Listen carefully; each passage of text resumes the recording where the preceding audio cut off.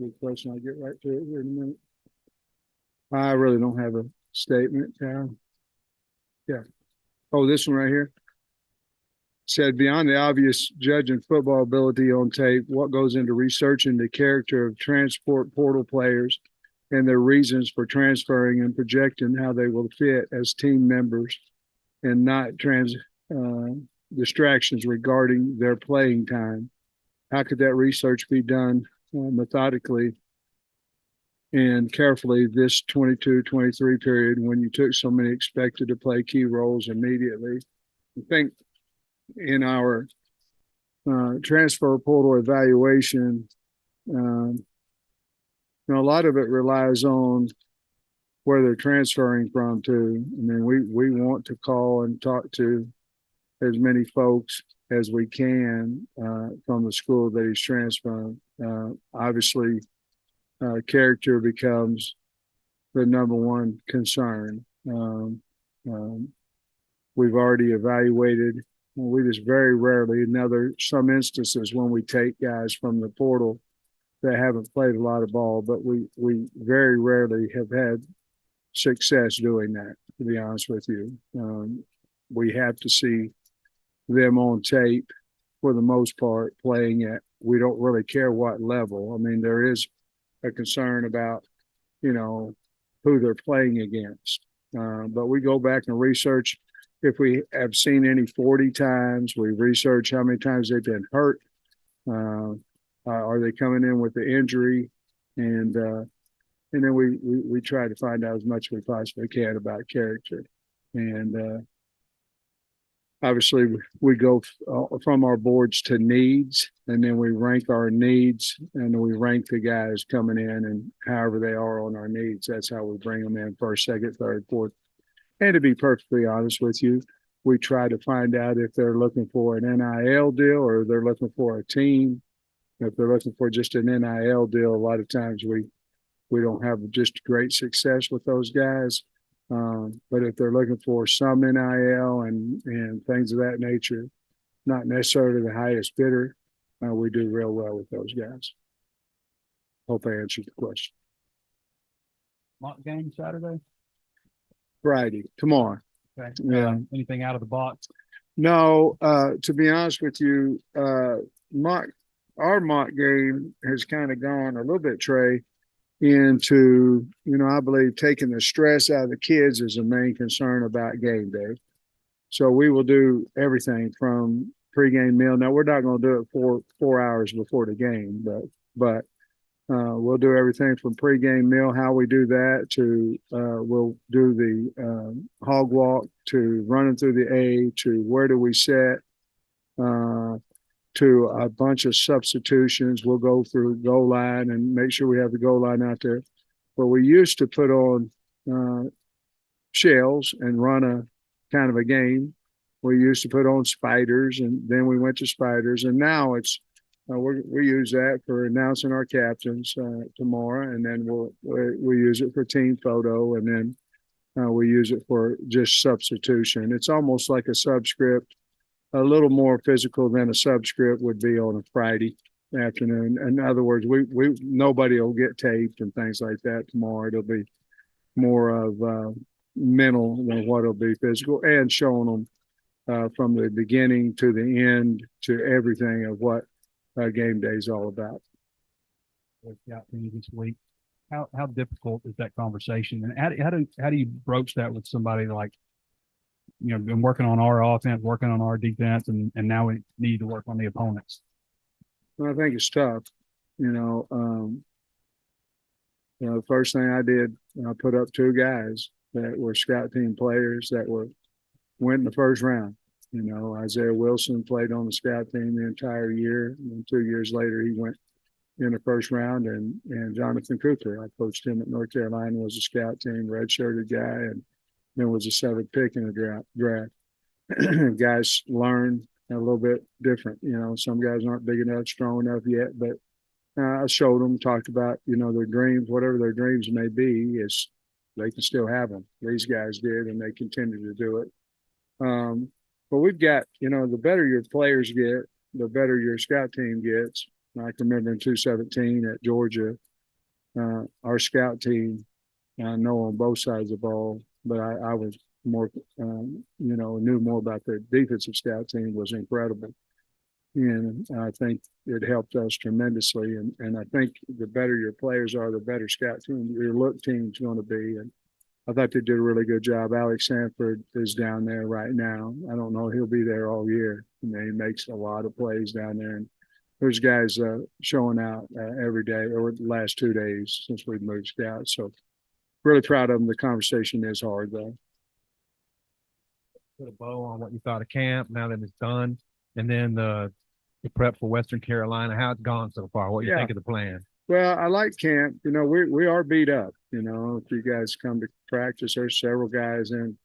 There's some guys in green. There's some guys not in there. There's some guys things that. I do not think today, though, to be perfectly honest with you, that we'll have anybody. I don't think that we'll have anybody miss a game except for obviously Bakke. We're trying to be smart with them. Some of the guys today, we did scout team work with them, but did not do good on good work with them. We had 3 different segments of good on good. We didn't put them in live action. We do have some guys with some ankle injuries, some things of that nature that we've got to get healed up between now and when we play next Saturday. So it's been a physical camp. It was a physical practice today. It was just a Tuesday practice for us, but there's 3 segments of good on good and a lot of physicality. We went goal line, we went short yardage, all those things that obviously we all know we needed to work on last year. And we're trying to correct all those things. So really proud of where we've been. I wish we weren't as banged up as we are right now, but I believe that by Monday, at least half, maybe more of the guys that were holding the good on good sections, I think what we got. We saw Quincy yesterday. I'm not sure about today. So Quincy McAdoo? Yeah. Yeah.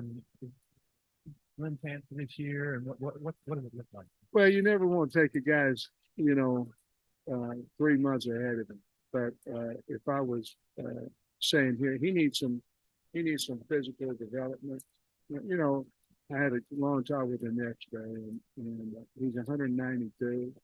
He came in at 170 something, and he looked frail to me a little bit yesterday because he was 204, I think, before he had his accident. But he is doing really well. We want him to. He's coming every day now. We want him to help us coach as a student coach until he gets his physicality back, and then we'll figure out what happens after that. I love him. I think he's doing really good. I do. I think I have a long talk. He'll have to tell you, and I'm sure he'll be more than happy to talk to you. But I think start of camp crushed him, because he wasn't able to be out there with the team and all those things. But I think he's doing well. The conversation I've talked to him for 45 minutes yesterday. That conversation. Thinks he's in good spirits. He's a Christian young kid. He believes there's a reason for everything, and he's going to make the best of his situation, and we'll get his strength back totally and see him. And you mentioned, when a guy goes in poorly, it's always old school.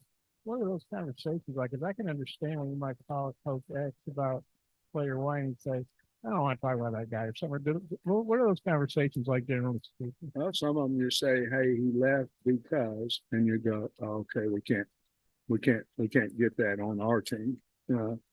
Sometimes they'll say, "Well, we've had a guy or two started for him, and then for whatever didn't have a good second half of the season, whatever, lost his aggressiveness at practice, whatever it may be." Do we feel like with our coaching staff, do we feel like we can get him back to what we saw on tape, or is he going to come in and be that kind of a guy? People call us all the time about our guys that transfer, and if they transfer the right way, we never have anything but good things to say about them. Well, we're truthful, about the ability, which we need to be, but character-wise and all that, if they do it the right way, we certainly, and we've never said anything negative about any of our guys that transferred. It's just been simply most of them, it's been because they want to go play somewhere and they don't see a light on the depth chart here, most of them. And it's kind of that way with some other schools too. And you can get a guy like, let's say, Jaheim Singletary, that is really a good player, but he's knocked up, locked down on the depth chart at some schools and things of that nature. So that's a little bit, it is a difficult conversation, but it's one you have to have because you cannot afford to take a character issue. And then you mentioned NIL. I'm sure Terry Tennis is going to Mississippi State. I don't know how closely you work with Terry, but I feel like you did a pretty good job getting NIL launched. I just wonder what your thoughts are about the job Terry did. Yeah, we wish him the best, and obviously everybody's in, who wants to move up in the profession, and if that's what he felt like he did, we're very happy for him. And we worked well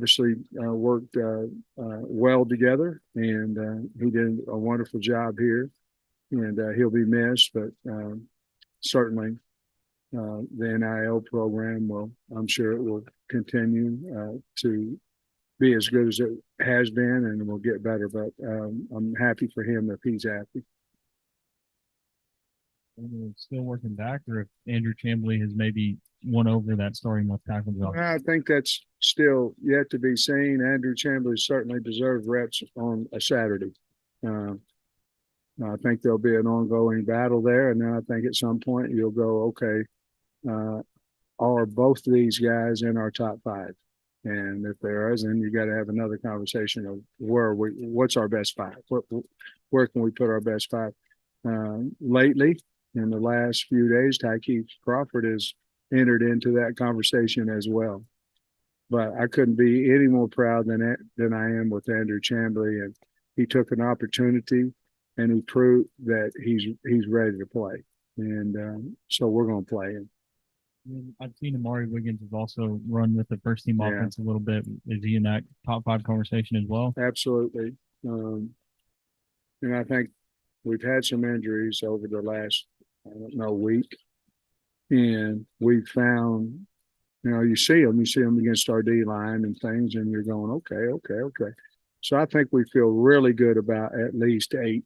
I do, with Amari being one of those guys. He's beat up a little bit with an ankle. We've got to get him healthy as well, but he's never missed a practice. Well, he missed a couple early when he first did it. But we got to get that ankle healthy to really see what kind of player he really is, because the power is not quite there because of the ankle. But I think once the ankle gets healed up, and he's close, but we're monitoring him and the reps that we give him right now versus good on good. I was wondering with Antonio Greer, what exactly is going on there? And do you expect him to be okay? Well, he had a quad pull, and we expect him to start practicing on Monday. But he's had a lengthy injury there. Even when he was practicing, he wasn't full speed. So we expect that our plan is to either get him in some Indy on Saturday, and then obviously Sunday we're off. Mondays will be a Tuesday practice for us, but at the latest we'd like to get him back on the field Monday, and we think we can. So you were complimentary of Jaden Johnson on the radio last night. Yeah. But he's been with the a few days, I think. Yeah. What specifically has he done better than he was last year? I don't know. You guys, I think he'll really have to answer that question, but here's what I've seen. He's changed. Matter of fact, I talked about a couple of guys who they decided that it's not this guy, it's not that guy, it's not the coach, it's not the culture, it's not this, it's me. I've got to change. And I called out Jaden Wilson, because he certainly has. Now, he's a little beat up right now, but he certainly has. And I called Jaden Johnson because what we saw as young guys, maybe not quite all the time last year from those two guys. And then this year they are leaders. They're as hard working kids as we have. They've always had the athletic ability, and I think they've just decided, hey, let me focus on me and not this, where I'm in the depth chart, this, that, and the other. And can I become the player that I should be? And I couldn't rave any more about those two guys. They have totally changed their mindset in my opinion. They would have a better answer than me, but that's what I see. On the roster, I think I counted from Georgia. So between you and Jimmy, yeah, Georgia's just more open for y'all now, I guess. Yeah, it really is, and you know, we have that relationship in there, and Jimmy's really the guy. I mean, Jimmy's like the godfather when he walks into schools over there, you know, because he has such a has everybody respects him, man. He had such a great career, you know, as a head coach over there, both in football and track. But yeah, Georgia's been good to us, and we'll continue to recruit there. You have a lot of transfers from smaller schools and new players, and you have two neutral site games, especially one to open the season. Have you talked to them about kind of the increased rigors that entails? And if you have, how are those going? Well, that's a good question. We really haven't. I believe our D2 guys, if I'm thinking that's the two wideouts, and they've been here since January, you know. I think they're excited about going into new venues and having a lot of people there and all those type things. But you know, I think I've asked them both about the differences, you know, and obviously it's, you know, just on a bigger scale, you know, more people, more help, more trainers, more, you know, food, all that kind of stuff. But I think they're ready for the challenge. You know, they were really, really good Division II players, and I think they're excited to see what this is all about. But, you know, they practiced so many times against SEC type players that I think they're going to be just fine, but they're really excited. And then as far as the portal, do you think communication between coaches has kind of gotten better as a byproduct because of the portal?